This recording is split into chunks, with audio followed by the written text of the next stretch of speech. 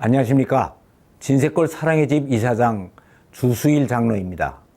건강하고 행복한 부부가 되기 위해서 가장 먼저 해놓아야 할 것이 하나 있습니다. 그것은 바로 결혼은 왜 하는가 하는 결혼의 목적을 확실히 하는 것입니다. 사람들에게 결혼의 목적이 무엇입니까? 하고 물어보면 아니 결혼에도 목적이 있습니까? 사람이 성장을 하면 당연히 결혼을 하는 거 아닙니까? 하면서 오히려 반문을 하는 사람들까지 있습니다. 그런데 세상에는 잘못된 목적을 가지고 하는 결혼들이 많이 있습니다. 왕가나 귀족들이 자기의 지위를 강화하기 위해서 하는 정략 결혼이 있고, 또 재벌들이 사업을 더 확장하기 위해서 하는 전략 결혼이 있고, 개인들이 출세를 하기 위해서 하는 장사 속의 결혼들이 있습니다. 그리고 또 이런 결혼 말고도 남들이 하니까 나도 한다라고 하는 따라하기 결혼도 있고, 현재 내가 처해 있는 환경을 피하기 위해서 하는 현실 도피형의 결혼도 있습니다. 그런데 이런 결혼은 그 목적부터가 다 잘못된 것들이기 때문에 결국 결혼 생활이 불행해지고 많은 문제점들을 야기시키게 되는 것입니다. 그래서 오늘 여기에서는 결혼의 목적이 무엇이 돼야 하는가 하는 것에 대하여 한번 다시 생각을 해보겠습니다. 결혼의 목적은 두 가지 입장에서 생각할 수가 있습니다. 첫째는 인본주의적인 입장입니다.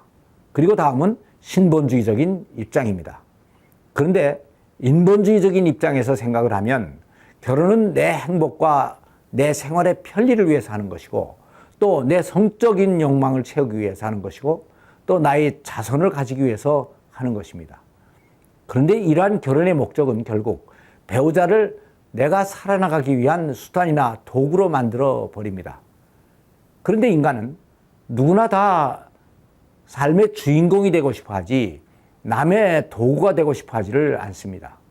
그래서 결혼을 하고 나면 서로가 자기가 주인공이 되고 상대를 도구로 만들기 위하여 상대를 고치려고 하고 길들이려고 하고 갈등을 하게 되는데, 이러한 갈등은 결국은 두 사람의 관계를 항상 불행하게 만들고 결혼을 파국으로까지 몰아가게 됩니다. 그래서 우리들은 결혼의 목적을 나 중심적인 인본주의에서 떠나 하나님 중심적인 신본주의로 바꿔야 하는 것입니다. 창세기 2장 18절 이하를 보면 결혼제도는 인간들이 살아나가다가 우연히 만들어진 제도가 아니고 하나님께서 구체적으로 구상을 해서 특별하게 만드신 제도라는 것을 알 수가 있습니다.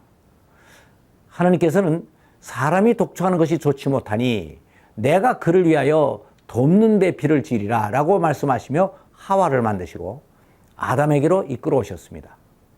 그때 그 장면을 한번 연상을 해보면 오늘날 결혼식장에서 신부 아버지가 신부를 데리고 신랑 앞으로 나오는 것을 연상하게 합니다. 그래서 신부의 입장이 끝나자 신랑이 신부를 보면서 이는 내 뼈 중에 뼈요 살 중에 살이라, 남자에게서 취하였은즉 여자라고 칭하리라 하고 말을 했습니다. 이 말은 남자가 여자에게 할 수 있는 최고의 사랑의 고백이고 하와의 정체성을 규정해주는 확실한 혼인 서약이었던 것입니다. 아담이 이렇게 하니까 하나님께서는 이러므로 남자가 부모를 떠나 아내와 연합하여 둘이 한 몸을 이룰지로다 라고 주례사를 하시고 생육하고 번성하라 땅에 충만하라 라고 하는 축사까지를 해주셨습니다. 그러니까 하나님께서는 아담과 하와의 결혼식까지도 이렇게 치러주신 것입니다. 이것이 바로 인간의 결혼제도가 생긴 유래입니다. 그런데 위의 말씀을 보면 아담이 독초하는 것이 좋지 않다고 하시면서 하와를 만들어 주셨습니다. 그러니까 이것이 바로 하나님께서 결혼제도를 만드신 목적과 이유가 되는 것입니다. 그렇다면 이때 이 안 좋았다는 것은 무엇을 의미하는 것입니까? 여기에 대해서 많은 사람들은 흔히 아담 혼자서 호라비 살림을 하다 보니까 밥이나 빨래를 해줄 사람도 없고 살림을 도와줄 사람이 없어서 아주 궁상스러워 보였다는 것으로 생각들을 합니다. 그런데 이렇게 생각을 하면 하와는 아담의 생활의 편리를 도와주는 도구가 되어버리고 맙니다. 그래서 이것은 오해입니다. 그때 당시 아담은 과일을 따먹고 살았기 때문에 밥을 할 필요도 없었고 설거지도 필요가 없었을 것이고, 또 벌거벗고 살았기 때문에 빨래를 할 필요도 없었을 것입니다. 그러니까 하나님께서 돕는 배필을 지으신 이유는 이러한 생활의 불편을 해결해 주기 위한 것이 아니었습니다. 그렇다면 무엇이 안 좋았다는 말입니까? 하나님은 아담을 하나님의 형상대로 창조를 하셨습니다. 그런데 하나님의 형상은 사랑이십니다.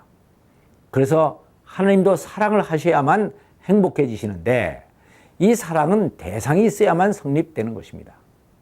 그래서 하나님은 원래가 유일신으로 한 분이시지만 서로 사랑을 주고받고 할 수 있도록 하기 위해서 그 인격을 나누어서 성부, 성자, 성령 이 세 분이 하나가 되어서 삼위일체로 존재하고 계시는 것입니다. 그래서 인간을 만드실 때에도 인간을 사랑으로 창조하셨는데 아담이 혼자서는 사랑할 수가 없으니까 보시기에 안 좋았다는 것이었습니다. 그러니까 결국 하와의 역할은 사랑이 대상이 되어주는 것이었습니다. 그리고 여기에 따라서 결혼의 목적도 결국은 사랑을 하기 위해서 하는 것이 돼야 됩니다. 그런데 사람들은 대부분 사랑이라고 하면 남녀 간의 성적인 매력이나 신비감을 가지고 서로 끌리는 에로스적인 사랑을 생각합니다. 물론 부부관계는 남녀관계이기 때문에 성적인 사랑도 필요합니다. 그러나 이 성적인 사랑은 동물들도 다 하는 것입니다. 그래서 하나님께서 동물을 지으시고는 그냥 보시기에 좋았다라고 말씀을 하셨습니다. 그러나 인간을 지으시고는 보시기에 심히 좋았다라고 말씀하셨습니다. 이 심히 좋았다는 말씀은 아담과 하와가 이 아가페적인 사랑을 하는 것을 보시면서 마치 자신이 삼위일체로 서로를 사랑하는 모습을 보는 것과 같이 아름다우니까 보시기에 심히 좋았다라고 말씀을 하신 것입니다. 그런데 이 아가페 사랑은 고린도전서 13장에 잘 설명이 되어 있습니다. 사랑은 오래 참고 온유하며 시기하지 않고 교만하지 않고 무례하지 않고 자기 유익을 구하지 않고 모든 것을 믿고 참으며 바라는 것입니다. 그래서 결혼의 목적은 이런 아가페의 사랑을 하기 위하여 하는 것이 돼야 됩니다. 에로스의 사랑은 세월이 지나고 나이가 들면 어차피 다 약화되게 되어 있습니다. 그러나 아가페의 사랑은 처음에는 하기가 힘들지만 하면 할수록 더 깊어지고 행복해지고 이로 인해 둘이 완전히 하나됨을 이루게 되는 것입니다. 사람들은 흔히 사랑을 하니까 결혼을 한다고 말들을 합니다. 그러나 좀 더 엄밀히 얘기하면 사랑을 하기 위해서 결혼을 해야 하는 것입니다. 그래서 결혼의 목적은 신본주의로 돌아가고 하나님의 뜻을 이루는 것이 되어야 됩니다.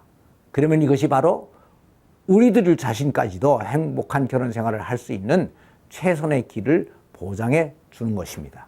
감사합니다.